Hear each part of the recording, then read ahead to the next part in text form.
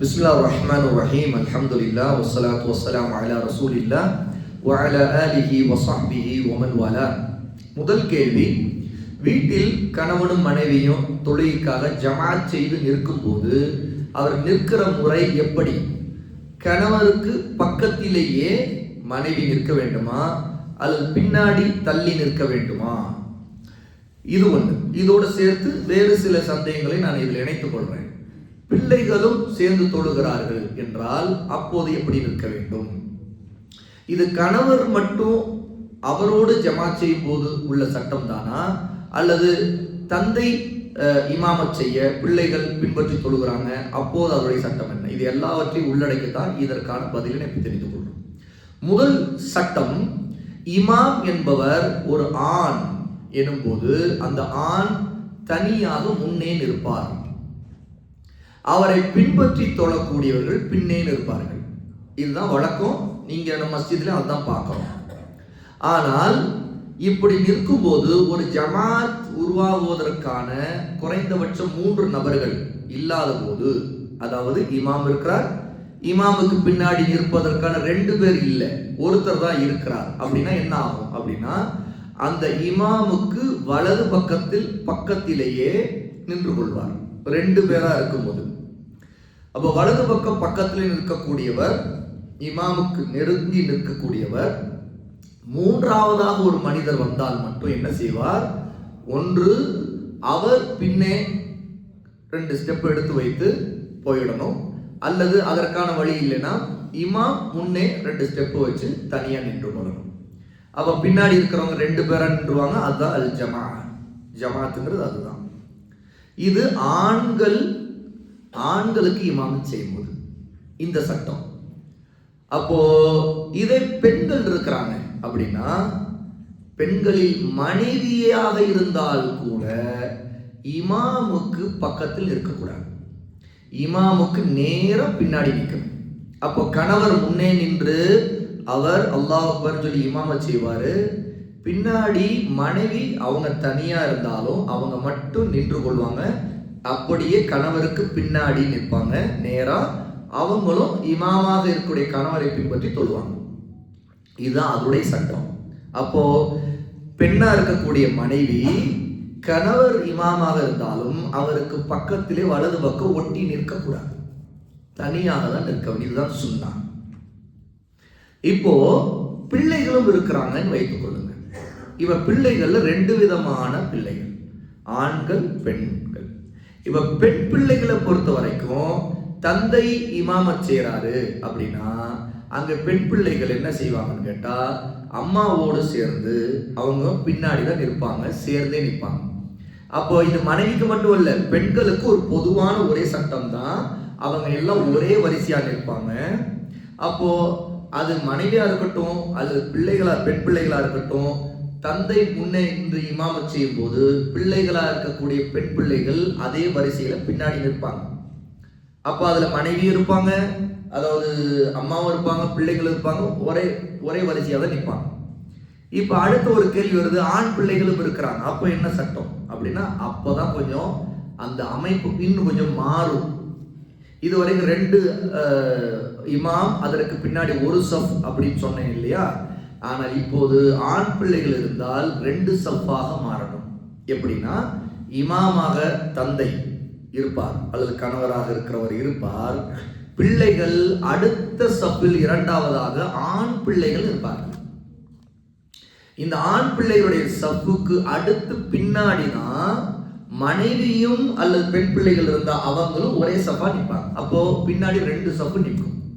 இதுதான் வீட்டில் தொழுகை நடக்கும் போது இமாமத் செய்யும் போது இருக்கிற முறை. இதுதான் முறை. எப்போது வீட்டில் 2 பேர் மட்டுமே ஜமாத் செய்யறாங்களோ அப்போ மட்டும் ஆண் பிள்ளைகளாக இருந்தால் மகனும் தந்தை மட்டும்தான் அப்படின்னா தந்தை இமாமத் செய்வார், பக்கத்துல மகன் ஒட்டி நின்று கொள்வார், பக்கத்திலே வலது பக்கம் நிற்பார். இல்ல அவருக்கு 2 பசங்க அப்படின்னா உடனே நான் முன்னாடி முதல் தடவை சொன்னது போல ஒரு சஃப்பாக அவங்க உருவாயிடுவாங்க, பின்னாடி அவங்க 2 பேர் நிற்பாங்க. பெண் பிள்ளைகள் எப்பவுமே அதற்கு அடுத்து நிற்பாங்க. அப்போ மொத்தமாக பார்த்தீங்கன்னா இமாம், அவர் தலைவர், அதாவது வழிகாட்டி, அவர் தான் தொழுகை நடத்துறவர். அவர் முன்னே நிற்பார். 2வது சப்புல ஆண் பிள்ளைகள் இருந்தால் அவர் 2வது சப்புல நிற்கணும். அதாவது சப்புல முதல் சப்புல நிற்கணும். 2வது பின்னாடினா முதல் சப்பு. அது அதற்கு அடுத்து 2வது சப்பா, அதற்கடுத்து பின்னாடி தான் அந்த இமாமுடைய மனைவியோ அல்லது மகள்களோ அவங்க வந்து பெண்கள் ஒரு சப்பா நிற்கணும். இதுதான் அதோடைய முறை.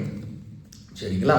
இதோட தொடர்படுத்தி ஏதாவது வேறு கேள்விகள் எழுதா உங்களுக்கு எது இருக்காதுன்னு நினைக்கிறேன். இன்ஷா அல்லாஹ் எல்லாமே தெளிவாக நீங்க தெரிஞ்சுக்கிட்டீங்க. இப்போ 2வது கேள்வி, ஜும்மா அன்று பெண்கள் புறத்திலிருந்து கேட்டிருக்கிறாங்க, முதலில் வருபவர்களுக்கு சிகப்பு ஒட்டகம் கொடுத்த நன்மை என்று நபி ஸல்லல்லாஹு அலைஹி வஸல்லம் சொல்லி இருக்கிறார்கள். அது ஆண்களுக்கு மட்டுமா? ஆம், ஆண்களுக்கு மட்டும்தான், பெண்களுக்கு அல்ல. அது முதல் காரணம், பெண்களுக்கு முதல் ஜும்மா கட்டாய கடமையே அல்ல. ரசூல் ஸல்லல்லாஹு அலைஹி வஸல்லம் ஜமாஅத்து தொழுகைக்கு, ஜும்மாவுடைய தொழுகைக்கு பெண்களுக்கும் நோயாளிகளாக முடியாதவர்களுக்கும் விதிவிலக்கு கொடுத்திருக்கிறாங்க. ஆகவே அவங்களுக்கு கடமை அல்ல. முடியாத நோயாளிகள், அது போலவே பெண்கள், இந்த 2 சாராருக்கும் ஜமாஅத் தொழுகையும் சரி ஜும்மாவுடைய தொழுகையும் சரி கடமை அல்ல. ஆகவே அவர்களை பிரயாணிகள், அது பிரயாணிகளுக்கும் கடமை இல்லை கட்டாயம். ஏன்னா அவங்க வந்து சஃபர்ல இருப்பாங்க. அதாவது உள்ளூரில் இருக்கக்கூடியவர்கள் பார்த்தா பெண்களுக்கும் நோயாளிகள்னா சும்மா தலைவலிச்சிச்சு இப்படிங்கிற நோயாளிகள் இல்லை. சரியா?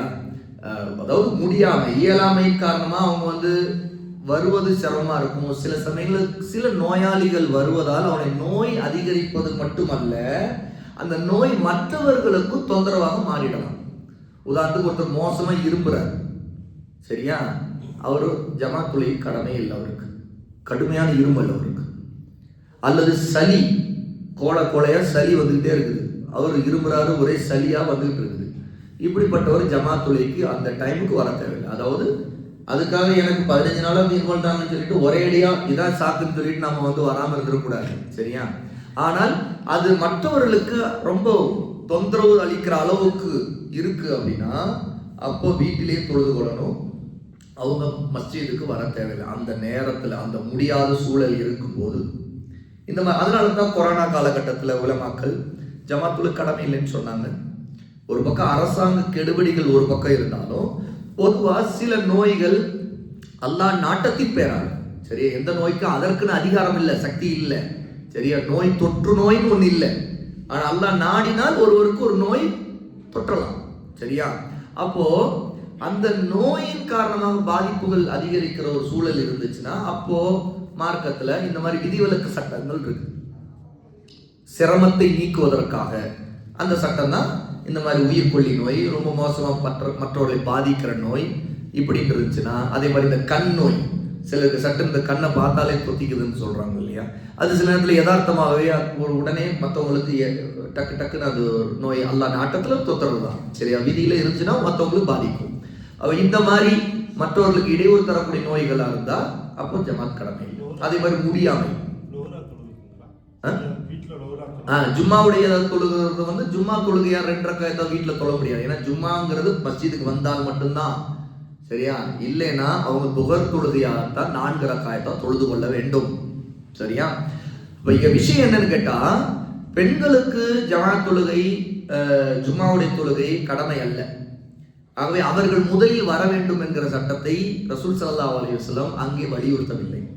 இது ஆண்களை ஊக்கமூட்டி ஆர்வமூட்டி அவர்கள் முதலில் ஜும்மாவுக்கு வரணுங்கிறதுக்காக சொல்லப்பட்ட கூலி அவர்களுக்கு. எந்த ஆண் அவர் ஜும்மாவுக்கு முதல் நேரத்திலே மிக சீக்கிரமா மஸ்ஜிதுக்கு நுழைகிறாரோ அவருக்கு ஒட்டகம் கொடுத்த நன்மை. அடுத்த பகுதி நேரத்தில் வரக்கூடியவருக்கு மாடு, அதற்கடுத்த ஆடு, அதற்கடுத்து கோழி, அதற்கடுத்து முட்டை, இப்படி 5 விதமா குர்பானியின் நன்மை சொல்லப்பட்டிருக்கு. டைமுங்கிறது ஜும்மாவுடைய நேரம், அதாவது ஜும்மாவுடைய அன்றைய நாள் வக்து ஆரம்பிக்கிற நேரத்திலிருந்து ஆரம்பிக்கும். இப்ப இது ஒரு நல்ல கேள்வி, ஜும்மாவுடைய நேரம் எப்போது தொடங்குகிறது? இந்த கேள்வி நிறைய பேர் இந்த ஒட்டகம், மாடு, ஆடு இப்படி கொடுத்த குர்பானி கொடுத்த நன்மை வந்து ரசூல் ஸல்லல்லாஹு அலைஹி வஸல்லம் ஜும்மாவுக்கு முதலில் வருவர் கிடைக்குதுன்னு சொல்றாங்களே, அதனுடைய விளக்கம் அறியாம இருக்கிறோம். அதனுடைய விளக்கம் என்ன அப்படின்னு கேட்டா, முதலில் மஸ்ஜிதுக்கு வருகிறவரை தான் அது குறிக்கும். ஆனால் முதலில் வருகிறவர் எந்த நேரத்தில் வருகிறார் அப்படிங்கிற விஷயம் இருக்குது. பொதுவா ஒருத்தர் மஸ்ஜிதுக்கு, அந்த மஸ்ஜிதுக்கு யாரும் இன்னும் வரல, ஆனா ஜும்மா தொடங்குறது 1 மணிக்குன்னு வச்சுக்கலாம், குத்பா தொடங்குறது 1 மணிக்கு. இப்ப நம்ம மஸ்ஜிதில் 12:30, சரி 12:30 கணக்கு வச்சே பார்த்துக்கணும், யாரும் வரல சரியா. முதலில் வருகிறவர் 12 மணிக்கு நுழைகிறார், அரை மணி நேரத்துக்கு முன்னாடி என்ட்ரானார். இவர் தான் முதல்ல வந்திருக்காரு இல்லையா, அவருக்கு அந்த ஒட்டகம் கொடுத்த நன்மை கிடைச்சிடும் சரியா. அடுத்தது அதற்கு அடுத்து வர்றவருக்கு அந்த நன்மை கிடைக்கும், இப்படி படிப்படியா கிடைக்கும். ஆனா 12 மணிக்கு வர்றவரை வச்சுதானே இப்ப பேசிட்டு இருக்கிறோம். ஆனா இன்னொருத்தர் வர்றாரு 11 மணிக்கு வர்றாரு, இன்னொருத்தர் 10 மணிக்கே உட்கார்ந்து இருக்காரு, ஓதிக்கிட்டு இபாத் செய்யறாரு. இவருடைய நிலை என்ன அப்படின்னா, மணிக்கணக்கு எப்படி ஆரம்பிக்கிறது? இது ஆரம்பிக்கிறது ஜும்மாவுடைய நேரம் ஆரம்பத்திலிருந்து ஆரம்பிக்கும். ஜும்மாவுடைய நேரங்கிறது ஒரு நாள் தொடங்குற நேரத்தை வச்சு சட்டம் இல்லை. நாள் தொடங்குறது எப்படி? நமக்கு ஜும்மாவுடைய நாள் தொடங்குறது வியாழக்கிழமை மகரிப் வந்த உடனே ஜும்மாவுடைய நாள் தொடங்கிடுது, அதான் மார்க்க ரீதியா நாள் தொடங்குவது நமக்கு. ஆனால் ஜும்மாவுடைய பகல் தொடங்குவதிலிருந்து சட்டம் ஆரம்பிக்கும், இந்த தொழுகைக்கான சட்டம். அப்ப தொழுகைக்கு வருவது, ஜும்மாவுடைய தொழுகைக்கு வருவதுங்கிற சட்டத்தின் நேரம் தொடங்குறது எப்ப தெரியுமா? ஜும்மாவுடைய தொழுகை அனுமதிக்கப்பட்ட நேரம் எப்போது ஆரம்பிக்குது அதுல தொடங்கும். அது எப்போது தெரியுமா? காலையில் சுபுஹ் தொழுகை முடிந்து ஹராமான வக்து இருக்குது இல்லையா, தொழுகை தடை செய்யப்பட்ட நேரம், ஏறத்தாழ ஒரு 10-15 நிமிஷம், ஒரு குறிப்பிட்ட சூரியன் உதிக்கின்ற நேரம் சொல்றோம் பாருங்க, அப்பதான் சூரியன் உதிக்குது. அந்த உதிக்கின்ற நேரம் தொழுகை தடை செய்யப்பட்ட நேரம். இந்த தடை செய்யப்பட்ட நேரம் போன உடனே ஜும்மாவுடைய வக்தின் நேரம் தொடங்கிவிடும். அதுதான். அப்படின்னா என்ன அர்த்தம்? பொதுவாக இஷ்ராக்கு தொழுகை தொழுகிறது சொல்றாங்களே, அந்த நேரம் துஹாவுடைய நேரம், இஷ்ராக்கும் துஹா ரெண்டும் ஒரே தொழுகுதான். அந்த வார்த்தைகள்ல கொஞ்சம் வித்தியாசங்கள், அது அந்த நேரத்தை வைத்து வித்தியாசம், பேர்கள் தான் வித்தியாசம். ஆனா துஹாவுடைய நேரம் எப்போது தொடங்குது? ஹராமான வக்து போன உடனேயே துஹாவுடைய நேரம் தொடங்கிடும். அதுல சிறந்த நேரம் வெயில் நல்லா கொஞ்சம் சூடு காலில் வெயில்ல இப்படி நடந்தா சூடு ஏறுற நேரம், அந்த நேரம் தான் சிறந்த நேரம் துஹாவுடைய தொழுகைக்கு. ஆனா தொழுகை அனுமதிக்கப்பட்ட நேரம் எந்த நேரத்தில் ஆரம்பிக்குது? துஹாவுடைய தொழுகை நீங்க தொழுகிறானா காலையில சுபுஹ் போய் ஹராமான வக்து போன உடனே துஹாவுடைய நேரம் ஆரம்பிச்சிடும். துஹாவுடைய நேரம் ஆரம்பிப்பதும் ஜும்மாவுடைய தொழுகைக்கான நேரம் ஆரம்பிப்பதும் ஒரே நேரம் தான். ஈதுடைய தொழுகைக்கான நேரம் ஆரம்பிப்பது ஒரே நேரம் தான். அதனாலதான் பாருங்க, நம்ம ஈதுடைய தொழுகைய 7 மணிக்கு 6:30 மணிக்கெல்லாம் தொழுகிறாங்க இல்லையா. ஹராமான வக்து போன உடனே ஈதுடைய நேரத்தை, குறிப்பா ஈதுல் அதுஹா, என்னது குர்பானி கொடுக்கிற பெருநாள்ல பாத்தீங்கன்னா எல்லா இடங்களுமே ஈதுடைய தொழுகையை எப்ப வச்சிருப்பாங்க? 8 மணிக்கு வச்சிருக்காங்க, 8 9 இருக்காது. பெரும்பாலும் என்ன செய்வாங்க, அந்த ஹராமான வக்து போன உடனே சுபுக்கு போனவங்க நிறைய பேர் எல்லாம் குளிச்சு தயார் பண்ணணும், அப்படியே உட்கார்ந்துருப்பாங்க. அடுத்து ஹராமான வக்து போன உடனே பார்த்தா 6:30 மணிக்கு ஈதுடைய தொழுகைன்னு அறிவிச்சிருப்பாங்க. ஏன் அப்படின்னா அந்த நேரம் விட்டது. ஜும்மாவுடைய நாளுக்கும் சரி, ஈதுடைய நாளுக்கும் சரி, துஹாவுடைய தொழுகைக்கும் சரி, எல்லாம் நேரம் ஆரம்பிக்கிற அந்த நேரம் ஹராமான வக்து போன உடனே ஆரம்பிச்சிடும். அதனால தான் விதிவிலக்கா ஒரு சிலர் ஜும்மாவுடைய நேரத்தை இந்த 12-1 மணி நம்ம புகர் நேரத்தில் தொழுகிறோம் இல்லையா, அந்த நேரம் எல்லாம் முன்கூட்டிலாம் வைப்பாங்க. ஆனா அது நடைமுறையில் நம்மிட இல்லை. அது ஒரு சுண்ணாதான், ஆனா அது நடைமுறையில் இல்லை. அது அந்த மாதிரி வச்சா ஒரு பெரிய குழப்பமா, மக்கள் என்ன இது ஜும்மா எத்தனை மணிக்கு? சிலர் 7 மணிக்கெல்லாம் ஜும்மா தொழுகிறவங்களா இருக்கிறாங்க தொழுகிறவங்க இருக்கிறாங்க. அது நம்ம பழக்கத்தில் நம்ம பார்க்காதனால என்ன, ஜும்மா 7 மணிக்கு தொழுதுட்டியா, என்ன இன்னும் புகர் நேரமே வரல, அதுக்குள்ள எப்படி ஜும்மா தொழுதுன்னு கேட்பாங்க. ஜும்மாவுக்கும் புகருக்கு சம்மந்தமே இல்லை. உண்மையிலே பார்த்தா புகருடைய தொழுகைக்கு மட்டும்தான் அந்த நேரம். எப்ப சூரியன் உச்சியிலிருந்து சாய்ந்த பிறகு உள்ள நேரம், அதோ புகருடைய நேரம். ஜும்மா அன்னைக்கு ஜும்மா தொழுகைக்கு புகருடைய தொழுகை இல்லை, விளக்குதுங்களா? ஆனா நாம என்னன்னா வழக்கத்துல நாம அந்த மாதிரி ஒரு அந்த நேரத்தில் தொழுகிறதுனால ஜும்மாவுடைய தொழுகை அந்த தொழுகிறோம், அந்த நேரத்தில் தொழுகிறோம். ரசூல் ஸல்லல்லாஹு அலைஹி வஸல்லம் மக்களுடைய சூழ்நிலைக்கு ஏற்ற மாதிரி டைமை முன்பின்ன ஆக்கியிருக்கிறாங்க.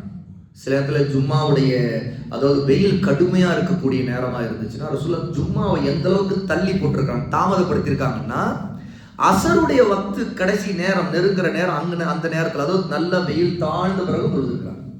ஜும்மாவுடைய தொழுகை. புகாரிலே ஹதீஸ்கள் இருக்கு. ரசூல் ஸல்லல்லாஹு அலைஹி வஸல்லம் நல்லா தாழ்ந்த பிறகு, அதாவது கையுள்ளலாம் தூங்கி முடிச்சு, மக்கள் கையுள்ள தூங்கி முடிச்சு அப்புறம் ஜும்மா நடத்தி இருக்கிறாங்க. ஏன்னா மக்களுக்கு சிரமம் இருக்கக்கூடாதுன்னு இருக்காங்க. ஏன்னா கடுமையான வெயில் நேரத்தில் மயக்க வர்ற அளவுக்கு இருக்குதுன்னா, உச்சி வெயில் அப்பதான் சாஞ்சிருக்குன்னா அந்த நேரத்தில் ஒரு சிரமமா இருக்கும். இன்னும் சில நேரத்தில் ரசூல் ஸல்லல்லாஹு அலைஹி வஸல்லம் அந்த வெயில் கடுமையை ஆறதுக்கு முன்னாடியே தொழுது இருக்கிறாங்க. எப்படி வெயில் அந்த உஷ்ணம் அதிகரிக்கிறதுக்கு முன்னாடியே சும்மா நடத்தி இருக்கிறாங்க. இதெல்லாம் ஹதீஸ்கள்ல இருக்குது. ஆனா நடைமுறை என்னன்னு கேட்டா, நம்ம எவ்வளோ வெயில் கொடுமையா இருந்தா கூட நம்ம எப்பவுமே புகருடைய நேரத்துல உதாரணத்துக்கு 12:30 மணி, 1 மணி, 1:30 மணி இப்படிங்கிற வழக்கம் இருக்கனால அதுதான் ஜும்மாவுடைய நேரம் நினைக்கிறோம். அதனால சரி, இப்போ இந்த கேள்வியோடு சம்பந்தப்படுத்தி ஒரு விஷயத்தை புரிஞ்சுக்கணும். அதாவது ஜும்மாவுடைய நேரம் தொடங்குற நேரத்திலிருந்தே ஒருவர் மஸ்ஜிதுக்குள் நுழைந்தாலும் அவர்தான் முதலில் அந்த நன்மை அடைவார். இல்ல தாமதிச்சு அப்புறம் தான் ஒருத்தர் நுழைஞ்சான்னா அவர் அந்த நன்மை அடைவார்.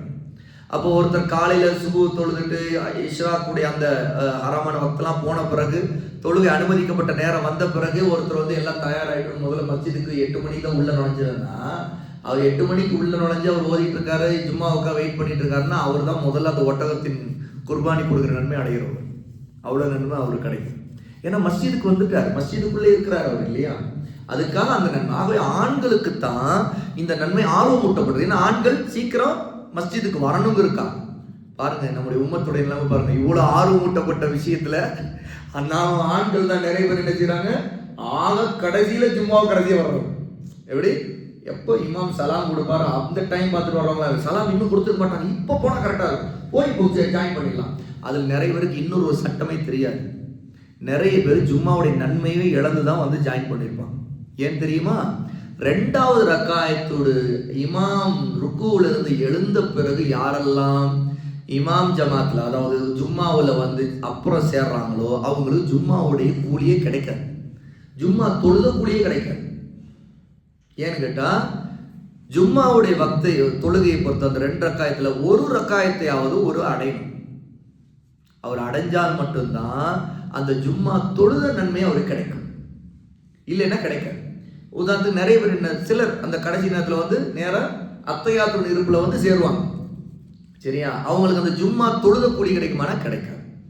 அதனால தான் எப்பவுமே ஜும்மாவுக்கு முன்னாடி வரணும், ஒரு ரக்காயத்தாக கிடைச்சிருக்கணும். அப்போதான் அவர் வந்து அது இமாமோடு கிடைச்சிருந்தாதான் அவருக்கு அந்த ஜும்மாவை தொழுத நன்மை கிடைக்கும், இல்லைன்னா அந்த தொழுத நன்மை அவருக்கு கிடைக்காது என்பதை இங்கே ஞாபகம் வச்சுக்கணும். அப்போ இது வந்து பெண்களுக்கு உரியதல்ல, உலமா இது தெளிவா சொல்லியிருக்கிறாங்க. இது ஆண்களுக்கு ஆர்வம் ஊட்டுவதற்காக அல்லாஹ்வுடைய நபி ஸல்லல்லாஹு அலைஹி வஸல்லம் சொன்னது. ஆமா, அது அவங்க கிடைக்காத பட்சத்தில் என்ன செய்ய அப்படின்னா, அவங்க 4 ரக்காயத்தை தொழுது இமாம் இடமே சேர்ந்தாலும் அவங்க வந்து ஒரு ரக்காயத்து கூட பெறாதவங்களா இருந்தாங்கன்னா அவங்க எழுந்து நின்று தொழுவாங்க இல்லையா, தொழும்போது 4 ரக்காயத்தை தொழுவணும். இதுவும் நம்மள நிறைய பேருக்கு தெரியாது. அவை எல்ம கற்றுக்கொள்ளணும் அல்லாஹ்வுடைய அடியார்களே. ஆமா, ஜும்மாவுடைய வக்து வந்த பிறகு, அதாவது குறிப்பா வக்து வந்த பிறகு அனுமதிக்கப்பட்டவர் தான்.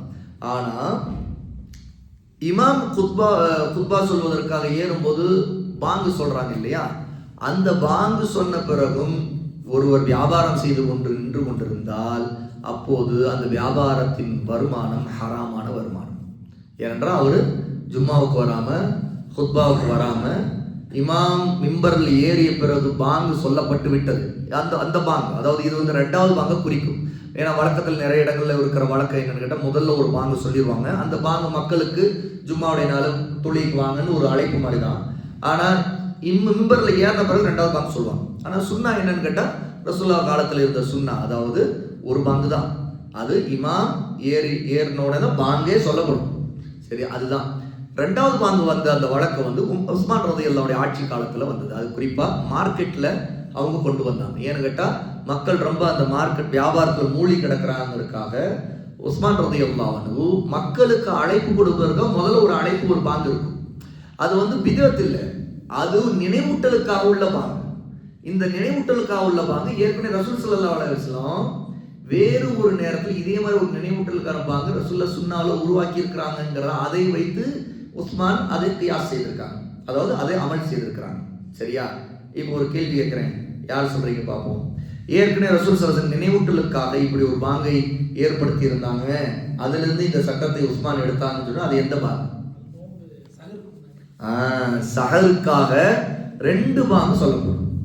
முதல் பாங்கு நினைவூட்டலுக்காக, 2வது பாங்கு சொல்லிட்டா சாப்பிடுவது நிறுத்தி ஆகும். ரசூல் ஸல்லல்லாஹு அறிவிச்சாங்க. சரியா? அப்ப கருத்து என்னட்ட, முதல்ல பிலால் பாங்கு சொல்லுவார், 2வது பாங்கு அப்துல்லா இப்னு உம்மி மக்தூம் ரலியல்லாஹு அன்ஹு பாங்கு சொல்லுவாங்க. ஆக நினைவூட்டலுக்கு மக்களுக்கு இப்படி ஒரு விஷயத்தில் மக்கள் கவனம் இல்லாமல் இருக்கும்போது நினைவூட்டலுக்காக பாங்கு சொல்றது தவறு இல்லை அப்படிங்கிற அந்த சட்டத்தை உஸ்மான் ரலியல்லாஹு அன்ஹு, மார்க்கெட்ல இருக்கக்கூடிய மக்கள் கவனம் இல்லாம வியாபாரத்தில் பிஸியா மூழ்கி கிடக்குறாங்களே, ஜும்மாவுக்கு வராம தவறுறாங்களே அப்படிங்கிறதுக்காக முதல்ல ஒரு பாங்கு சொல்லினோடனே எல்லாரும் வாங்குங்கிறதுக்காக அந்த வருகைக்காக ஒரு பாங்கை ஏற்படுத்தினாங்க. அது ஒரு அந்த சூழ்நிலை வந்துச்சுன்னா அப்படி சொன்னாலும் தவறு அல்ல, குற்றம் அல்ல. ஆனா இன்னைக்கு அந்த சூழல் தேவைப்படுற அளவுக்கு இல்லை. ஏனென்றால் அப்போ உள்ள பாங்குடிகளை, அப்பெல்லாம் பாங்கு சொல்றது எப்படி சொல்லுவாங்க, எப்பவுமே இப்போ கூட இப்போ பாங்கு சொல்லப்படுதுன்னா அந்த பாங்கு சொல்றது குறிப்பா இக்காமத், பாங்குங்கிறது இக்காமத் எடுக்கணும். இக்காமத் இங்க நாம எப்படி சொல்றோம், இமாமுக்கு பின்னாடி மோதின் நிக்கிறார், நின்ற இடத்துல இருந்து தான் இக்காமத் சொல்றாங்க. இதானே நம்ம இன்னைக்கு பாக்குறோம். ரசூலுல்லாஹ் காலத்துல இப்படி நடந்ததே இல்லை. என்ன இப்படி சொல்றீங்க, இக்காமத்தை சொல்லலையான்னு நினைச்சுக்காதீங்க. இக்காமத் சொல்லப்படும், ஆனால் இமாமுக்கு பின்னாடி இக்காமத் சொல்றது மோதின் அங்க நிக்க மாட்டார். எங்க நிற்பார்னா மஸ்ஜிதுடைய வாசல்ல நிற்பார். மஸ்ஜிதுக்கு கார்னர்ல வெளியே எல்லா மக்கள் வெளியேறக்கூடிய இடம் இருக்குதுல்ல, அங்க நிற்பார். அங்க நின்றுட்டு அல்லாஹ் அக்பர் அல்லாஹ் அக்பர் அஷ்ஹது அல்லா இலாஹா இல்லல்லாஹ் அப்படி சத்தம் விட்டு இக்காமத் சொல்லுவார். இக்காமத் சொல்லும்போது வெளியில இருக்கிற மக்கள் கேட்கும் இல்லையா, அவங்க பாங்கு இது இக்காமத் சொல்லிட்டாங்க, தொழுகை ஆரம்பிக்கும். முதல்ல பாங்கு சொல்லும்போது கூரை மேல ஏறி நின்று சொல்லுவார். யார்? பிலால் ரலியல்லாஹு அன்ஹு. பாங்கை கூரை மீது ஏறி நின்று சொல்லுவார், இக்காமத்தை கூரைக்கு நீ கீழே நின்று கொண்டு சொல்வார். அது இமாமத்து செய்யக்கூடிய இமாமுக்கு பின்னாடி நின்று சொல்ல மாட்டார். அப்படி சொன்னா இமாம் மட்டும் தான் கேட்கும். இருங்க, அப்போ அந்த வெளியில நின்று சத்தம் விட்டு சொல்லும் போது வெளியில இருக்கிற மக்கள் தொழுகை ஆரம்பிச்சிருச்சு அப்படின்னு சொல்லிட்டு அங்கங்க இருக்கிறவங்க உடனே நேரம் இக்காமத் சொன்ன உடனே நேரம் சம்பளம் நின்றுவாங்க. இதுதான் அந்த வழக்கம். இன்னைக்கு ஏன் நாம இப்படி சொல்றேன் கேட்டா, பெரும்பாலும் ஏற்கனவே பாங்கு மைக்ல சொல்லப்படுறதுனால எல்லாருக்கும் கேட்குறது, 2 பாங்கே தேவைப்படுறது இல்லை, ஒரு பாங்கு சொன்னாலே அது கேட்குது அப்படிங்கிறது. ஆனா நம்ம மிம்பர்ல நிற்கும் போது அந்த டைமுக்கு தான் அப்போ குத்பா ஆரம்பிக்குதுங்கிறது வெளியே தெரிஞ்சிட போகுது. ஏன்னா ஒரு பாங்கா இருந்தாலும் அதாவது குத்பாவுக்கான பாங்கு தான் அந்த பாங்கு ரசூலுல்லாஹ் காலத்தில் சொல்லப்பட்ட பாங்கு.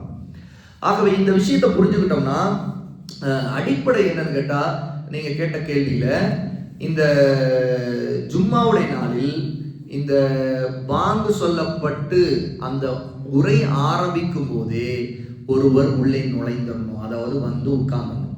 இந்த பாங்கு சொல்லப்பட்ட பிறகு வியாபாரம் பண்றாங்க அப்படின்னா அந்த வியாபாரத்தை செய்கிறவர் ஹராமான வருமானத்தை அடைகிறார். ஏன்னா அல்லாஹ் தஆலா வதருல் பை, வியாபாரத்தை நிறுத்துங்கள் என்று அல்லாஹ் சொல்றான். என்ன? இதா நூதிய லிஸ்ஸலா, நீங்கள் தொழுகைக்காக அழைக்கப்பட்டு விட்டால் அல்லாஹ் தஆலா விரைந்து செல்லுங்கள். ஃபஸ்தௌ இலா திக்ரில்லாஹ் ஃபஸ்அவ் இலா திக்ரில்லாஹ், அல்லாஹ்வை நினைவு கூறுவதற்காக விரைந்து வாருங்கள். சரியா? அப்புறம் என்ன சொல்றோம்? வதருல் பை, வியாபாரத்தை நிறுத்துங்கள் அப்படின்னு சொல்றோம். அப்போ உலமாக்கள் என்ன சொல்றாங்க, ஒருவர் அதற்கு பிறகு வியாபாரம் செய்து அந்த வியாபாரத்தில் அவர் அந்த சம்பாதித்த அந்த சம்பாத்தியம் ஹராமானது, அல்லாஹ் அதுல பரக்கத்தை நீக்கி விடுவான். இன்னும் அது அவருக்கு தீங்காகத்தான் முடியும். ஏன்னா அவர் அல்லாஹ்வுக்கு மாறு செய்யக்கூடிய ஒரு பாவத்தை செய்கிறார் அப்படின்னு சொல்றாங்க. சரியா? அது ஒரு முஸ்லீம் ஜும்மாவுடைய நாளில் வியாபாரம் அது பாங்கு சொல்லப்பட்ட உடனேயே வியாபாரத்தை நிறுத்திவிட்டு அவர் தொழுகைக்காக அல்லாஹ்வை நினைவு கூற குத்பாவை கேட்க உட்கார்ந்துடணும். இதுதான் மார்க்கம் அவருக்கு சொல்லி இருக்கிற சட்டம். ஆகவே தராவி தொழுகைக்கு பிறகு தஹஜ்ஜுத் தொழுகை தொழலாமா அல்லது தூங்கி எழுந்து தொழ வேண்டுமா? முதல் விஷயம், ரசூல் ஸல்லல்லாஹு அலைஹி வஸல்லம் உடைய தொழுகை எண்ணிக்கை சம்பந்தப்பட்டது.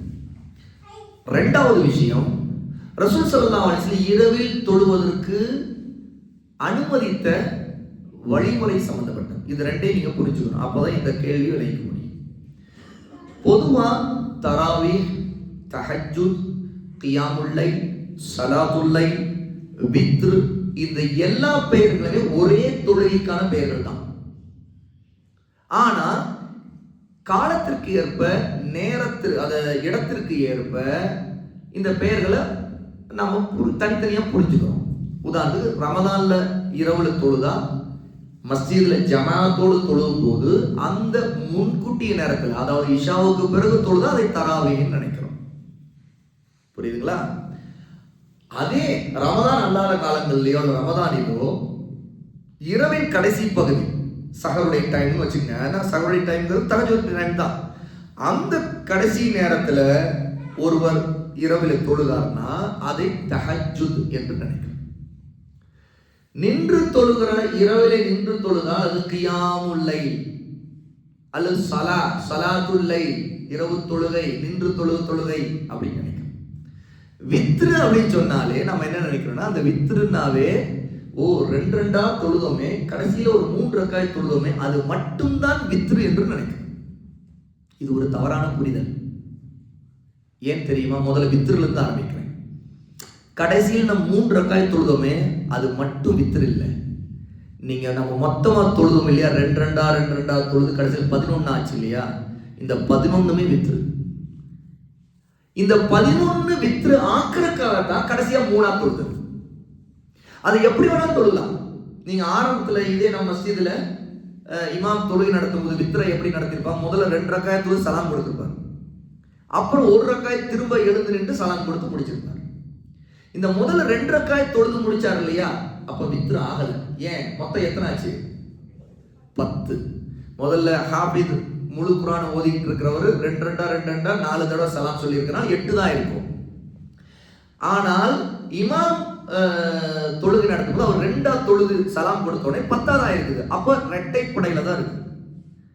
அதை வித்ரு ஆக்கிறதுக்கு 1 ரக்காயத்து இருந்து தொழு, இது ஒரு சுன்னாதான். அதனால அவர் 1ஆ திரும்ப தொழும் போது மொத்தமா 11 ஆயிடுச்சு இல்லையா, அது வித்ரு. அவை கடைசியா தொழுது 3 மட்டும் வித்ரு இல்ல, மொத்தமாக வித்ரு தான். அவதான் இரவு தொழுகையை வித்ராக ஆக்க வேண்டும்னு மார்க்கத்துல வலியுறுத்தப்பட்டிருக்கு. அதனாலதான் ஒருத்தர் எத்தனை ரக்காயத்துகள் 2 ரெண்டா எவ்வளவு தொழுதாலும் சரி, அவர் கடைசியா அது அத்தனையும் மொத்தமா சேர்த்து வித்ராக்கணும். எப்படி? சிம்பிள்.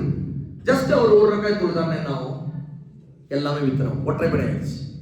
உதாரணத்துக்கு ஒருத்தர் 2 ரெண்டா தொழுதாரு, கடைசி பார்த்தா அவர் 20 தடவை சலாம் கொடுத்தாரு 2 ரெண்டா. அப்ப எத்தனை ரக்காய் தொழுதாரு? 40 ரக்காய் தொழுதாரு. ஆனா இப்ப இரட்டைப்படை தான். இப்ப பாக்குறாரு சுபுஹ் வந்துருமோன்னு அவருக்கு தெரியுது. உடனே என்ன செய்யறாரு? சுபுஹ் வந்துடுற மாதிரி தெரியுது அப்படின்னு சொல்லி உடனே 1 ரக்காய் அல்லாஹ் அக்பர் சொல்லி ஓதிட்டு அவர் வித்ருல அது கடைசியா குனூத்தையும் ஓதிட்டு அவர் வந்து சலாம் சொல்லி முடிக்கிறார். 1 ரக்காயத்துல சலாம் சொல்லி முடிச்சிட்டார். இப்ப மொத்தம் எத்தனை ஆச்சு? 41. அவர் இரவில் அவர் தொழுது 41 ரக்காயத்து வித்ரு. இரவில் தொழுகிற தொழுகைக்கு பெயரே வித்ரு தொழுகைதான். அந்த வித்ரை நீங்கள் உருவாக்குவது எப்படி ஆக்குறீங்கன்னா, நீங்க எத்தனை 2 ரெண்டா தொழுதாலும் கடைசியா அது ஒற்றைப்படை ஆக்குறதுக்கு நீங்க முடிவு செய்யணும். அதைத்தான் கடைசியா ஆக்குவது. அதன் மூலமா அது வித்ராக்குறது. அதனால்தான் இரவில் 2 வித்ரு இல்லைன்னு ஹதீஸ் வந்திருக்கு. இப்ப பாருங்க, தராவி தொழுகை பண்ணி 11 ரக்காய் தொழுதீங்க, திரும்ப உங்களுக்கு தொழ வேண்டும் விருப்பம் வருது அப்படின்னா, தஹஜ்ஜுத் நேரத்துல நீங்க தொழுகிறீங்க, திரும்ப 11 ரக்காய் தொழக்கூடாது. நீங்க 2 ரெண்டா நீங்க 8 10 நீங்க தொழுகிறீங்கனாலும் நீங்க கணக்கு போட்ட முதல்ல ஒரு 11 திரும்ப ஒரு 10 தொழுதீங்கன்னு வச்சுக்கங்களேன், அப்ப எவ்வளவு ஆச்சு? 21 இரட்டைப்படையா ஒற்றைப்படையா? ஒற்றைப்படை. அவ்வளவுதான், வித்ரா ஆயிடுச்சு. ஏன்னா ஏற்கனவே வித்ரா ஆனதுனால நீங்க திரும்ப தூங்கி எழுந்து தொழுதாலும் 2 ரக்காய் தான் தொழுதாலும் என்னாச்சு? 11 பிளஸ் அங்க 2 தொழுதீங்க, என்னாச்சு? 13. இல்ல 4 ரக்காய் தொழுதீங்க, 15. ஆக மொத்தம் வித்ரு தான். அவதான் ஒரு இரவில் 2 வித்ரு இல்லைன்னு ஹதீஸ் ரசூலுல்லாஹ் சொல்லியிருக்காங்க. அவ எப்பவுமே முன்னாடி வித்ரு பண்ணிட்டோம் அப்படின்னா திரும்ப வித்ரு ஆக்கக்கூடாது, அதாவது வித்ரு தொழக்கூடாது. வித்ரு ஆக்கணின்னு வைங்க, இரட்டைப்படையாயிடும். புரியுதுங்களா? இப்ப உதாரணத்துக்கு இப்போ ஒரு 11 திரும்ப தஹஜ்ஜுத் டைம்ல ஒரு 11 தொழுகிறீங்கன்னா என்ன ஆச்சு? 22 ஆயிடுச்சு. 22னா ஒற்றைப்படை இல்ல. அப்ப திரும்ப நீங்க அதை சரி செய்யறதுக்கு இன்னும் ஒரு ரக்காய் சேர்த்து தொழுதாதான் 23 ஆகும். அப்போ அது வித்ரு. இந்த கிளாரிட்டி முதல்ல நமக்கு தெரிஞ்சிடணும், சரியா? அப்ப நான் 2 பாயிண்ட் சொல்லி தான் இதுல ஆரம்பிச்சேன். முதல்ல ரக்காயத்துடைய எண்ணிக்கை ரசூல் எத்தனை தொழுதாங்கன்னு தெரிஞ்சுக்கிறது. ரசூல் ஸல்லல்லாஹு அலைஹி வஸல்லம் வழக்கை கேட்டா 11 தான். ரசூலுல்லாஹ் முதல்ல 4 ரக்காய் தொழுவாங்க, அப்புறம் ஒரு 4 ரக்காய் தொழுவாங்க, அப்புறம் ஒரு 3 ரக்காய் தொழுவாங்க. ரசூலுடைய வழக்கம் இது. ரமதான்லயும் சரி, ரமதான் இல்லாத காலம் ரசூல்லா அதிகப்படுத்துறது இல்லை. ஆயிஷா ரலியல்லாஹு ஹதீஸ் தான் இதுக்கு பெரிய ஆதாரம். புகாரில இருக்குது. ரமதானிலும் சரி, ரமதான் அல்லாத ரசூல் ஸல்லல்லாஹு அலைஹி வஸல்லம் 11க்கு மேல தொழுது இல்லை. அதாவது அவங்க முதல்ல 4 தொழுவாங்க. அதனுடைய நீளத்தையும் அகலத்தையும் கேட்காதே அப்படிங்கிறாங்க ஆயிஷா. கேள்வி கேட்டவர் தாபியிட்ட சொல்றாரு, அதனுடைய நீளத்தையும் அகலத்தையும் கேட்காது, அவ்வளவு அழகா தொழுவாங்க. ஏன்னு கேட்டா ரசூலுல்லாஹ்வுடைய அந்த தொழுகை முறையில் நம்ம தொழுகிறதே இல்லைங்கிறதா நினைக்கிறோம். ரசூலுல்லாஹ்வுடைய தொழுகை எப்படி இருக்கு தெரியுமா? ஏன் ஆயிஷா ரலியல்லாஹு நீளத்தையும் அகலத்தையும் கேட்காதேன்னு சொன்னா, முதல்ல அந்த மாதிரி தொழுகிறது ரொம்ப கஷ்டம். ஒருத்தர் உண்மையில அப்படி தொழுதாருன்னா அவர் எண்ணிக்கை கூட்டவே முடியாது. எப்படி 11க்கு மேல தொழுகிறது கஷ்டம். நாம இப்போ ஒரு 11, அப்புறம் திரும்ப ஒரு 11, எப்படி வேணா நம்ம தொழுகிறோம்னு வச்சுக்கிறோம். இன்னொரு 10, 20 தொழுகிறோம்னு வச்சுக்கோங்க. இதெல்லாம் நமக்கு முடியுது. ஏன் அப்படின்னு கேட்டா, ஏன்னா நாம தொழுகிற முறை அப்படி இருக்கு. ரசூலுல்லாஹ்வுடைய வழக்கம் நீண்ட நேரம் கியாம்ல நிற்பாங்க. First point. செகண்ட் பாயிண்ட் என்ன தெரியுமா? அதே அளவு நேரம், அந்த நீண்ட நேரம், உதாரணத்துக்கு கியாம்ல 1 மணி நேரம் நின்று ஓதிட்டு இருந்தாங்க அப்படின்னா, அந்த 1 மணி நேரத்துல ருக்குல இருப்பாங்க.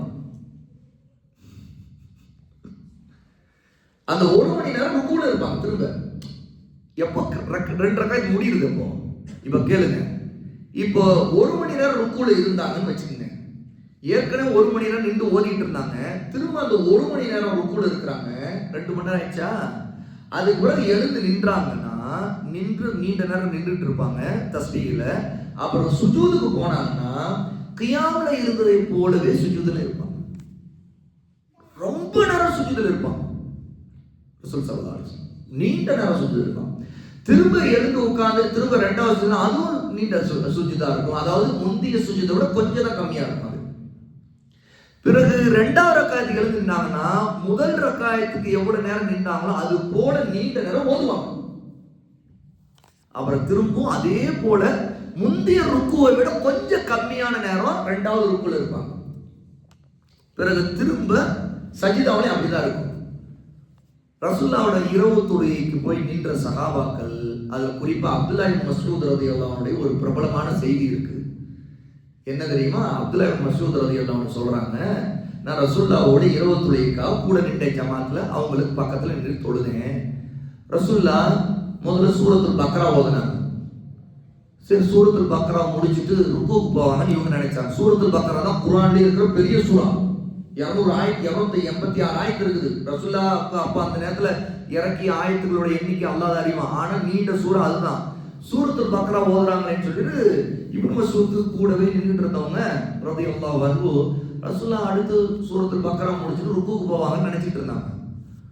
ஓதுனாங்க சூரத்துல் பக்ரா முடிச்சுட்டு திரும்ப பிஸ்மில்லாஹிர் ரஹ்மானிர் சொல்லிட்டு அலிஃப் லாம் மீம் சொல்லிட்டு திரும்ப அந்த சூரா ஆல் இம்ரான், அதுவும் அப்படிதான் அலிஃப் லாம் மீம் தான் ஆரம்பிக்கும். ஆல் இம்ரான் ஆரம்பிச்சிட்டாங்க. ஆல் இம்ரான் முடிச்சாதான் போவாங்க கொடுத்துருந்தா, அதுக்கடுத்து சூரத்துல் நிசா ஓத ஆரம்பிச்சிட்டாங்க. அப்போ இந்த விஷயத்தை சொல்லக்கூடிய இப்னு மஸ்ஊத் சொல்றாங்க, நான் என் மனதிற்குள் ஒரு கெட்ட எண்ணம் வந்து விட்டது. இப்படி நின்று ரசூலுல்லாஹ் பின்னாடி தொழுக ஆரம்பிச்சதுல எனக்கு ஒரு கெட்ட எண்ணம் வந்துருச்சு. அப்படியே பின்னாடி ஓடி போயிடுவோமா அப்படின்னு. எப்படி தொழுகை விட்டுட்டு ஓடி போயிடலாமான்னு முடியல நம்மால அப்படின்னு. அவ்வளவு நேரம் இருக்காங்க ரசூல் ஸல்லல்லாஹு அலைஹி வஸல்லம். அதாவது 2 ரக்காயத்து முடிக்கிறதுக்குள்ள அப்துல்லாஹ் இப்னு மஸ்ஊத் ரலியல்லாஹு அன்ஹு, ஆஹா ரசூலுல்லாஹ்வோட நம்ம நின்று தொழுறது ரொம்ப கஷ்டம். இதைத்தான் ஆயிஷா சொல்றாங்க, முதலில் 4 ரக்காயத்து ரசூல் தொழுவாங்க. அந்த 4 ரக்காயத்துடைய நீளத்தையும் அகலத்தையும் கேட்காத, அவ்வளவு அழகா நிதானமா ஓதி ரசூல் அவ்வளவு அழகா தொழுவாங்க. அதனால நீண்ட நேரமா இருப்பாங்க, ரொம்ப நேரம் தொழுவாங்க இரவுல ரசூல் ஸல்லல்லாஹு அலைஹி வஸல்லம். ஆக வெறும் 11 ரக்காயத்து 4 அப்படி முடிச்சுட்டு 3 முடிச்சு தொழுகிறது, அது நீண்ட நேரம் இருக்கும். அந்த அளவுக்கு நம்ம 100 ரக்காயத்து தொழுதா கூட அவ்வளவு நேரம் இருக்கும். அப்படி இருக்கும். ஏன்னா நாம அவ்வளவு ஓதுறோம், அவ்வளவுதான் ஓதுறோம். ரசூல் அவ்வளவு ஓதுவாங்க. அந்த முறை நம்ம யாரும் தொழுகிறதே இல்லை. அது தொழுகணும்னா ஒருத்தர் தனியா தொழுகணும். இரவுல நீண்ட நேரம், அதுக்கும் அவர் ஹாபிதா இருந்தாதான் அவ்வளவு ஆயத்துக்களை மனப்பாடம் பண்ணி அவர் ஓதலாம், நீண்ட நேரம் தொழுகலாம். தஸ்பீஹ் பாருங்க, ருக்குலே ரசூலுல்லாஹ் நீண்ட நேரம் இருப்பாங்க. அப்படி நின்றது ருக்குலேயே ரொம்ப நேரம் இருப்பாங்க, சஜிதால ரொம்ப நேரம் இருப்பாங்க. அது ரசூலுல்லாஹ்வுடைய வழக்கம்.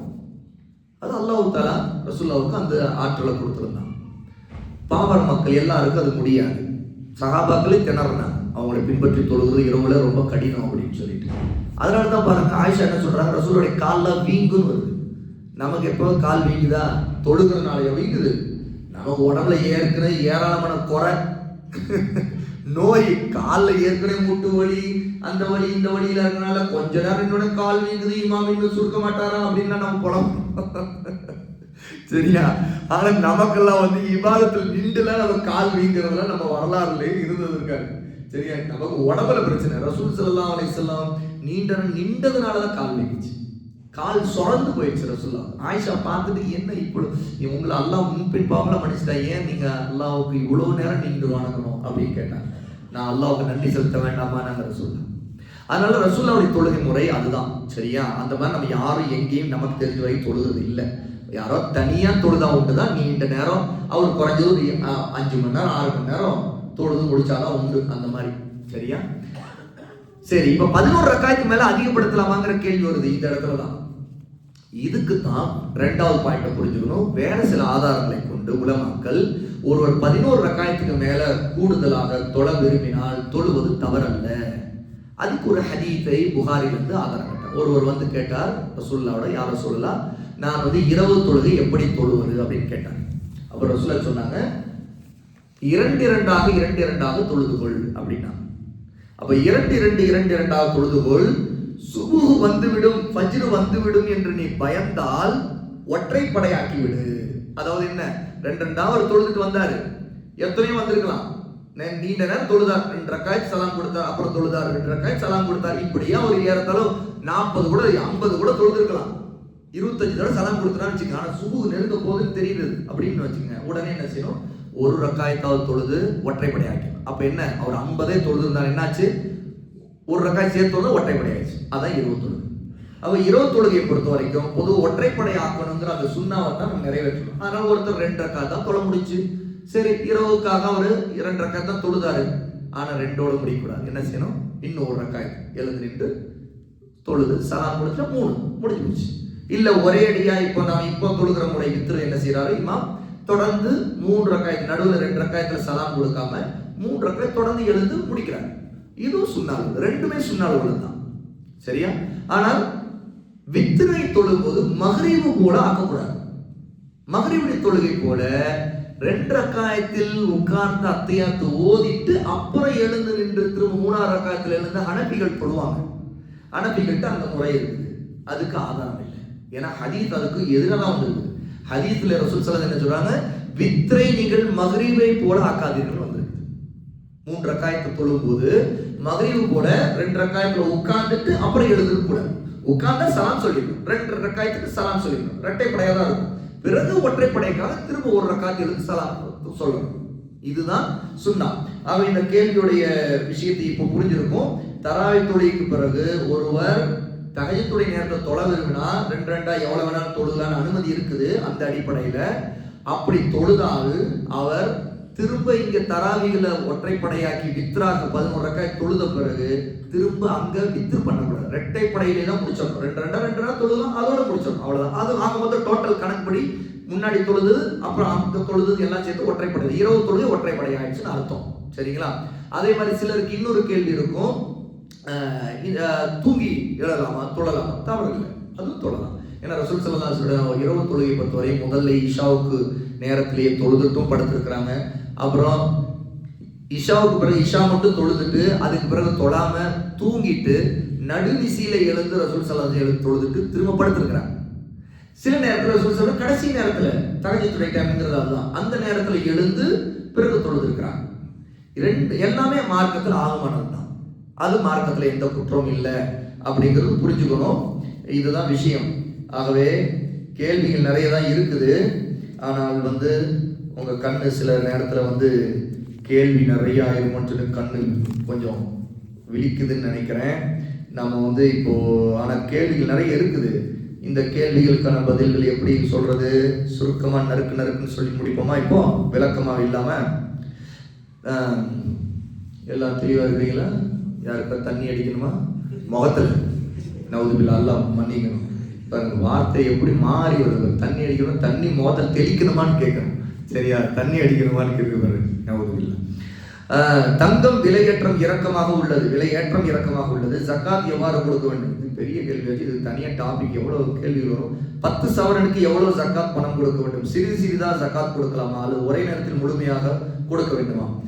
தங்கம் விலை ஏற்றம் இறக்கும் எதுவாக இருந்தாலும் சரி, 11 சவரனை தொட்டு விட்டால் ஒருவருக்கு ஜக்காத் கடமையாகிவிடும். அது தங்கம் கட்டியா இருந்தாலும் சரி, அல்லது நகையாக இருந்தாலும் சரி, அது அணியக்கூடியதாக இருந்தாலும் சரி, அணியாமல் பத்திரமா வைக்கக்கூடியதாக இருந்தாலும் சரி, அல்லது அந்த தங்க நகையை இன்னொருவருக்கு நாம் எனது இரவலா அவர் அணிவதற்கு கொடுத்திருந்தாலும் சரி, எல்லாமே இதில் அடங்கும்.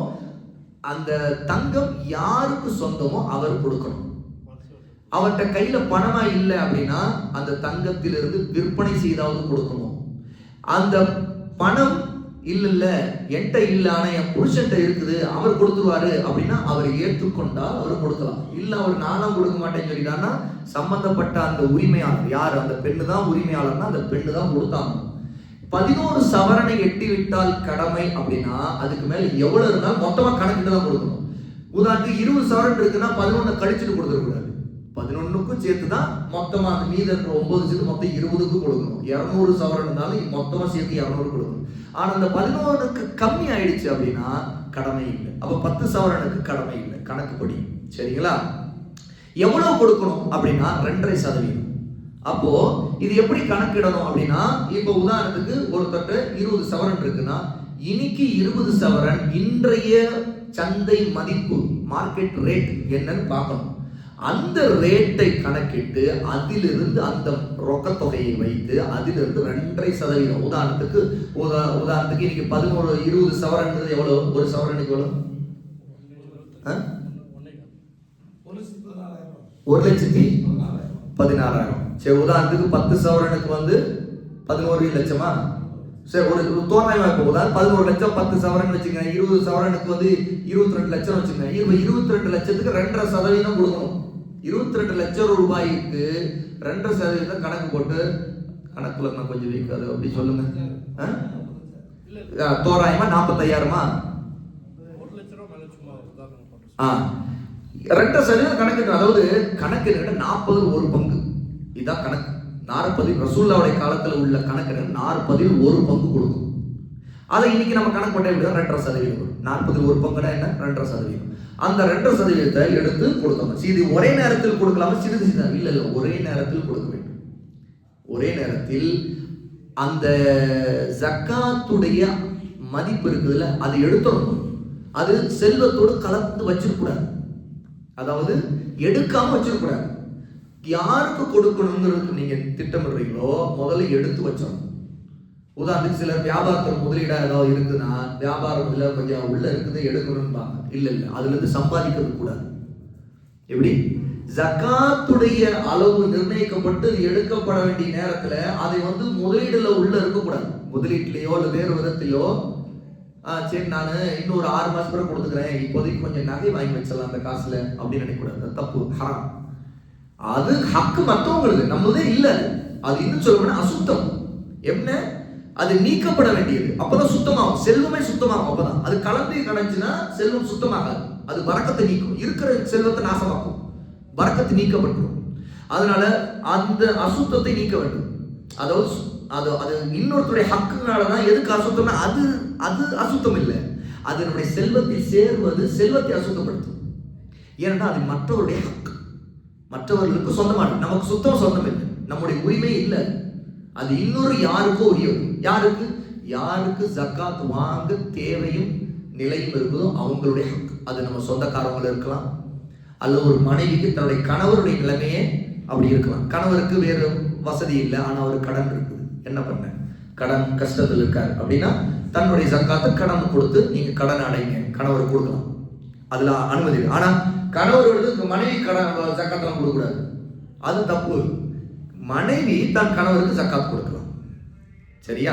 அப்ப ஏன்னு கேட்டா அவருக்கு அந்த தேவை இருந்தா, இல்ல அவருக்கு நல்ல வசதியெல்லாம் இருக்குது, என்ன அவருக்கு பிசினஸ்ல கொஞ்சம் கடன்லாம் இருக்குது, ஆனா அவருக்கு ஒரு பிரச்சனை இல்லை, அவருக்கு வீடு மாத்துல எல்லாம் நல்லா இருக்குது, கார்ல போவார் வருவார், ஆனா கடன் பெரிய பிசினஸ் பண்றாரு, கடனும் இருக்குது, அவருக்கெல்லாம் தரக்கூடாது. உண்மையிலே கடனால் கஷ்டப்பட்டு இருக்கிறவர், அவருடைய சிரமம் அவரை அடைக்க முடியாமல் தவிச்சிட்டு இருக்கார். அப்படிப்பட்ட நேரத்தில் மனைவி தன்னுடைய ஜக்காத்தை, நான் இந்த தடவை என்னுடைய ஜக்காத்தை நான் உங்களுக்கு தந்துடுறேன் அப்படின்னு சொல்லிட்டு அந்த கடன் நீங்க அடைச்சிருங்க அப்படின்னு சொல்லிட்டு பணத்தை கொடுக்கலாம். அது தரலாம், அது மார்க்க தரல. ஆனா சிறிதாக கொடுக்குறேங்கிற பேர்ல அதை வந்து நிறுத்தி வச்சுக்கிட்டே இருக்கக்கூடாது. அதாவது தகுதி உள்ளவங்க தேடுற வரைக்கும் கொஞ்சம் தாமதமாகலாம். சில இடத்துல அது தாமதமாகலாம். எப்படி தகுதி உள்ளவங்க யாருக்குரியவங்க இப்போ தேடலாம், அப்போ அதில் தாமதமாகலாம், சில நாள் தாமதமாகலாம். ஆனால் முடிந்த வரைக்கும் அதை வைத்து கொண்டு தள்ளி போட்டுக்கிட்டே இல்லாமல் சீக்கிரமாக பார்த்து உரியவங்க தகுதி உள்ளவங்க தானே, அவங்களுக்கு கடன்கள் சிரமங்கள் இருக்குதான்னு அறிஞ்சு நம்ம அவங்களுக்கு ஒப்படைச்சிடணும். இந்தாங்க அப்படின்னு சொல்லிட்டு அவங்களுக்கு ஒப்படைச்சிடணும். இதுதான் வந்து அடிப்படையில் சட்டம். இதில் வருடத்திற்கு ஒரு தடவை வருடம் தர வேண்டும். அதாவது அந்த ஜகாத்துடைய நிசாப்னா குறைந்தபட்ச அளவு இருக்குல்ல. உதாரணத்துக்கு தங்கம்னா 11 பவுன். அதே மாதிரிதான் வந்து வெள்ளி, கால்நடைகள்னா ஆடு, மாடு, ஒட்டகம். இதுக்கு ஒவ்வொன்றுத்துக்கு எண்ணிக்கை இருக்கு. சரி, அதுக்கு தான் சட்டங்களை கொஞ்சம் கூடுதலாக அதுக்கு பிறகு நீ கேட்டு தெரிஞ்சுக்கணும். அதே மாதிரி தான் வியாபார பொருள் இருந்தால் வியாபார பொருளுடைய மொத்த சரக்கு கணக்கிடணும். வருஷத்துக்கு ஒரு தடவை ஜக்காத் கொடுக்கறதுக்கு முன்னாடி ஸ்டாக் அதை கணக்கிடணும். அதாவது ஸ்டாக்குங்கிறதுல கடன்கள் இருந்தால் அந்த கடனை கழிக்கணும். இப்போ ஒருத்தர் வந்து 10 லட்சம் ரூபாய்க்கு ஸ்டாக் வச்சிருக்காருன்னு வச்சுக்கோங்க. 10 லட்சம் ரூபாய்க்கு இப்போ வந்து முதல்ல ஜக்காத் கடமையாகாது. அப்படிதானே? இப்போ 11 பவுனுங்கிறது எவ்வளோ வருதுன்னு சொன்னீங்க? அது 10 பவுனுங்கிறது 84 சில கணக்கு போடுவாங்க. ஆனால் ரொம்ப ஒரு பேணுதலான உள்ள கணக்கு என்னகிட்ட 11 பவுன் கணக்கு வைக்கிறதா சிறந்துங்கிறாங்க உலமாக்கள். சில 10 சொல்லியிருக்கிறாங்க. அப்படி அல்லாஹ் அறிந்தவன். சிலருக்கு அந்த 10 வச்சு கணக்கு விட்டு கொடுத்தாலும் பிரச்சனை இல்லை. ஏன்னு கேட்டால் அவங்க கொடுத்துட்றாங்க இல்லையா அதுக்கு. ஆனால் 11 ஓகே, பிரச்சனை இல்லைன்றது தான் கணக்காக இருக்குது. அல்லாஹ் மிக அறிந்தவன். ஆனால் இப்போ வந்து 12 லட்சம். இப்போ 12 லட்சம்ங்கிறது தான் ஒரு தங்கத்தின் நிசாபு. 11 பவுன் வாங்குறதுக்கான இப்போது உள்ள அளவு. வியாபார சரக்கு அவர்கிட்ட 10 லட்சம் ரூபாய்க்கு தான் இருக்குன்னா கடமையாகாது. அந்த வியாபார சரக்கு கடமையாகாது. ஏன்னா அவர்கிட்ட அது இல்லை. ஆனா அதுக்கு மேல ஸ்டாக் வச்சிருக்காரு, அவர்கிட்ட சொந்த பொருள் வச்சிருக்காரு, அவர் முதலீடு போட்டு வாங்கி விற்பனைக்கு வச்சிருக்கிற பொருள். அப்போ அது சொந்தமாக்கிட்டாரு. இனி அவர் விற்கும் போது லாபம் வரப்போகுது. அப்போ இது வந்து செல்வம் வடிவம் மாறி இருக்குன்னு அர்த்தம். எப்படி பணமா இருந்த செல்வம் விற்பனை பொருளுக்கான வடிவத்துக்கு மாறி இருக்கு. ஆனா அந்த 11 பவுனுடைய அந்த தொகைக்கு, அந்த மதிப்புக்கு கீழே தான் இருக்குது அப்படின்னா அந்த வியாபார பொருளுக்கு ஒரு கடமையாக. ஆனா இப்போ உதாரணத்துக்கு ஒரு 20 லட்சம் ரூபாய் சரக்கு வச்சிருக்குன்னா என்ன ஆகும்? அப்போ கணக்கிடணும். ஏன்னா 20 லட்சம் ரூபாய் சரக்கு வச்சிருக்காரு. அதனால ரியல் எஸ்டேட் நிலங்கள் வியாபாரம் பண்றாங்க. அவங்க மொத்த நிலத்துடைய அந்த மதிப்பு அவங்க சொந்தமா வச்சிருக்காங்க. ஆனா இதே கடனா இருந்துச்சுன்னா அதை கழிக்கணும். இப்போ 20 லட்சம் ரூபாய் சரக்கு ஒத்துட்டு இருக்குது. ஆனா அதுல சப்ளையர் அவர் கொடுத்த சரக்குகள் படி வந்து கடன், பெரும்பாலும் சப்ளையரோட ஒரு கடன் இருக்கும். கடன் இருக்குது அப்படின்னா என்ன ஆகும்? இப்போ அவர்கிட்ட கணக்கு இருக்குது, பார்க்குறாரு, எல்லாம் கணக்கு போடுறாரு. சொந்த சரக்கு ஒரு காசு போட்டு வாங்கி வச்சிருக்க சரக்கு வந்து கணக்கு கூட 15 லட்சம் தான் தீரும். ஆனால் 5 லட்ச ரூபா சரக்கு வந்து சப்ளையர்கிட்ட கடனாக உள்ளது தான். அவர்கிட்ட நான் சம்பாதிக்கும் போது இந்த மாதம் பேமெண்ட், வாரம் பேமெண்ட்டு அவர் வசூல் பண்ணிட்டு இருப்பாரு அப்படின்னா அதை கழிக்கணும். அந்த 5 லட்சத்தை கழிச்சோம். 15 லட்சத்துக்கு கணக்கிட்டு அந்த 15க்குள்ள 2% தர்மத்தை, ஜக்காத்தை கொடுத்தோம். அதே மாதிரி சிலருக்கு இந்த தங்கத்தை பற்றியில இன்னொரு சட்டம் தெரியுங்க. தங்கம் நகையா இருக்கும்போது பெரும்பாலும் அது 100% அந்த தங்கமா இருக்காது. சரியா? அதுல வேறு உலோகங்கள் சேர்க்கிறாங்க இல்லையா? உதாரணத்துக்கு கல் இருக்கும், உலோகம் வேற உலோகங்கள் சேர்ந்துருக்கும். அதுக்கெல்லாம் கடமை இல்லை, அதை கழிக்கணும். சுத்த தங்கத்தை தான் கணக்கிடணும். சுத்த தங்கம் எவ்வளவு? சரியா? உதாரணத்துக்கு 24 கேரட் அதான் சுத்த தங்கம் சொல்றாங்க. 100% தங்கம் அதுதான் சொல்றாங்க. அப்போ அது 100% தங்கம் இருக்குது. ஆனா அதோட கல் அதெல்லாம் வெயிட்ல இருக்குது அப்படின்னா அந்த கல்லுடைய வெயிட் எல்லாத்தையும் கழிக்கணும். கழிச்சுட்டு மீத உள்ளதுக்கு தான் கணக்கிடணும். அதே மாதிரி 22 கேரட்னா அதுக்கு ஒரு கணக்கு இருக்குது. அந்த கணக்கை வச்சுதான் ஆக்சுவலி அது வந்து ஒரு 80% தங்கம் தான் அப்படிங்கிற மாதிரி இல்லையா? அந்த மாதிரி அது ஒரு கேல்குலேஷனே இருக்குது. அது நீங்க கொஞ்சம் நெட்ல தேடினாலே உங்களுக்கு ஒரு கேல்குலேஷன் தெரிஞ்சிடும். அது அந்த நகை இதில் உள்ளவங்களே கரெக்டாக சொல்லிடுவாங்க. இந்த தங்கத்துடைய மதி அதுவும் சிம்பிளாக அவங்க சொல்லிடுவாங்க. அந்த மாதிரி தங்கத்தின் மதிப்புக்கு தான் கடமை. கல்லுக்கு அதில் வேற உலோகங்கள் சேர்த்தது, அதுலேயே வந்து கயிறு இருக்குது, கட்டுற கயிறு, அதோட வெயிட்டு அதெல்லாம் சேராது. அதுக்கெல்லாம் ஜக்காத்துடைய வெயிட்டு படி கணக்கிடப்படாது. சுத்த தங்கத்துக்கு மட்டும்தான் கணக்கிட வேண்டும். ஆகவே இன்னைக்கு நேரம் நிறைய போகுது. நம்ம இதோட நான் நிறைவு செய்ய நினைக்கிறேன். இப்போ பெண்கள் நிறைய கேள்வி கேட்டிருக்கிறாங்க. இன்ஷா அல்லாஹ் இந்த பெண்களுக்கான இந்த கேள்விகள் இன்ஷா அல்லாஹ் நான் நாளைக்கு இந்த கேள்விக்கு மட்டும் தனியாக சேர்த்து பதில் சொல்கிறேன். இன்னைக்கு நான் இப்போ பாருங்க, நம்ம இன்னைக்கு 2:50 நிமிடங்கள் அளவுகளான நிறைய விஷயங்கள் நம்ம படிச்சுக்கிட்டோம். அல்ஹம்துலில்லாஹ், சட்டங்கள் நிறைய தெரிஞ்சுக்கிட்டோம். இதோட இன்னைக்கு போதுமானது. இபாதத்துகளில் ஈடுபடுங்க, சரிங்களா?